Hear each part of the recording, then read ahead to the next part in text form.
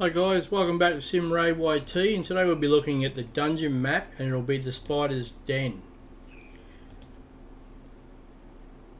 Now the boss guy with the Spider's Dens is Venom Spray, attacks all enemies, damage is increased by 15% if the target has poison debuffs, damage is based on attack. Enfeeble, attacks all enemies, has a 70% chance of decreasing the turn meter by 30%, damage based on attack. And then Spiderling Horde, spawns 6 spiders at the start of the round, spawns 2 Spiderlings at the start of each enemy champion's turn, spawns 4 Spiderlings at the end of the Skavag's turn. Skavag can have a maximum of 10 Spiderlings in the battle at any time. As you can see, healing assured, immune to heal reduction debuffs, receives less damage from poison debuffs, and his almighty immune passive, immune to stun, freeze, sleep, provoke, block active, block passive skills, fear, true fear, petrification debuffs, and also immune to HP exchange effects, HP balancing effects, cooldown increasing effects. So what you really want to do here is try to do as much damage as quickly as possible to the main boss before the Spiderlings can get their turns, and the boss can as well, because once he gets a turn then he heals himself. So to show you what levels I'm at, because I'm only a low to mid-range player, we'll go into my Great Hall so you can see. I really focus on the accuracy for the Void Champions, because they're the Void Champions is what I'll be using in the Spider's Den, and crit damage and attack. Now to show you the champions I'm using, I will be having Royal Guard. Now he'll be the lead champion because he has the additional skill of 35% attack. Now that'll give bonus to all the other champions. His takedown, as attacks all enemies, damage increases according to enemy max HP. As you can see, I've booked him out as well to give the additional damage.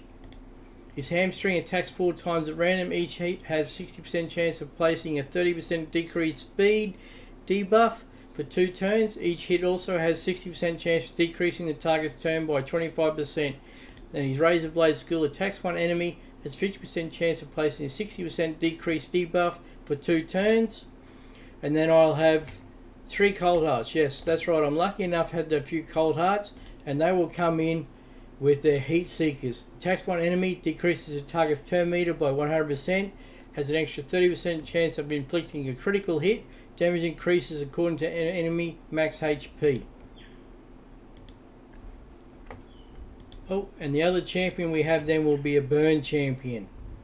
Let's see where we've got him down here. Here we go. Mordecai.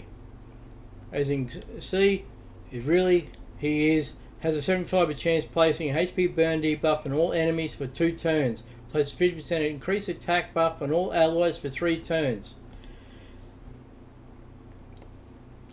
Now if we go into it, the idea here in the dungeons, into the Spiderlings, as you can see in the first battle, my idea here will be first to come in with the additional damage, 35% damage for other champions, and I've set my team up for speed, where he will go first, then Mordecai will come in and do his fire burn, and then we'll follow the 3 Cold Hearts doing their main skill, and then back on to the champion there.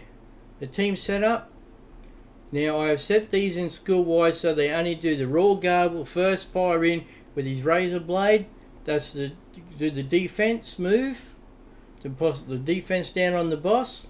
And then each Cold Heart will fire at their Heart Seeker, each for their first turn. Now before the Cold Hearts will go, Mordecai will go. The idea is Royal Guard will go first with 8 of the little Spiderlings, and then hopefully another 2 drop down, and then Mordecai comes in with his Heavenly Burns, which will give the 75% chance HP burn.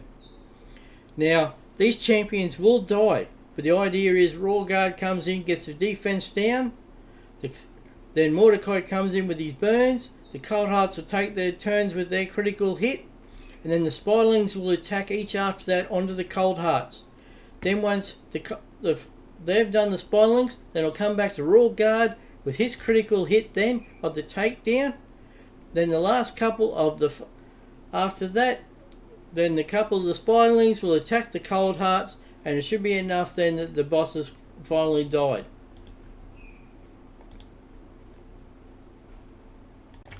Before we get underway here with these fights, I should actually show you how the skills I have, the masteries on these champions.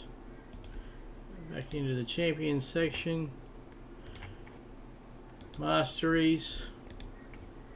As you can see, he's on offense, crit damage, an additional 5% crit rate, crit damage, heals by 5% of the damage inflicted when attacking with 50% HP or less, increases damage inflicted by 6% when attacking targets with higher max HP, increases damage inflicted by this champion's default skill by 2% each time it is used during the battle, stacks across each round in the battle of 10%, has a 6% chance of inflicting bonus damage when attacking. Bonus damage is equal to 10% of the target champion's max HP or 4% of the target max HP when attacking bosses. Increases damage inflicted by 5% when attacking 50% HP or less. Increases damage inflicted by 8% for the first hit on each enemy. And then he has his support movements there, but that's not so much to worry about. Each Cold Heart, their masteries are all set up exactly the same.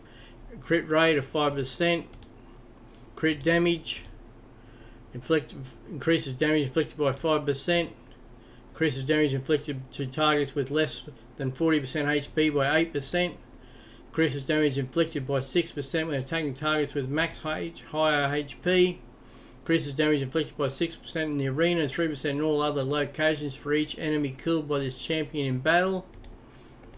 We have increases speed by 6 for each enemy killed by this champion. Has a 30% chance of decreasing the cooldown of a random skill by 1 turn. Places a shield buff on this champion for 1 turn when this champion is equal to enemy. And then the additional crit damage. To try to get as much critical damage as I possibly can. For the Cold Hearts, as you can see here, I've got around 240, 249 crit damage. Speed 174 and as much accuracy as possible. And just remember, if you have 200 accuracy, that's pretty good for like level 20. 100 accuracy is good for level 10. You work on about 10 accuracy per level. Where's our other champion here? Mordecai. Mordecai really haven't done anything on him. We've only got a few masteries. It's just for defense, but it's not so much to worry. He's just there for his burn skill.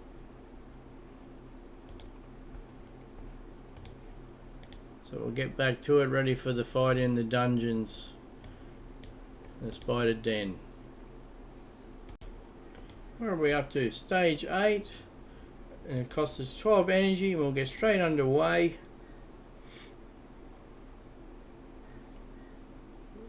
Royal Guard will attack. Oh, he didn't get his defense move in. We get the burns there going, the Heart Seekers, and that takes care of the boss. We got 5,680 silver and a 4-star Undead Horde amulet. And that was Spider's Den Stage 8. Thank you.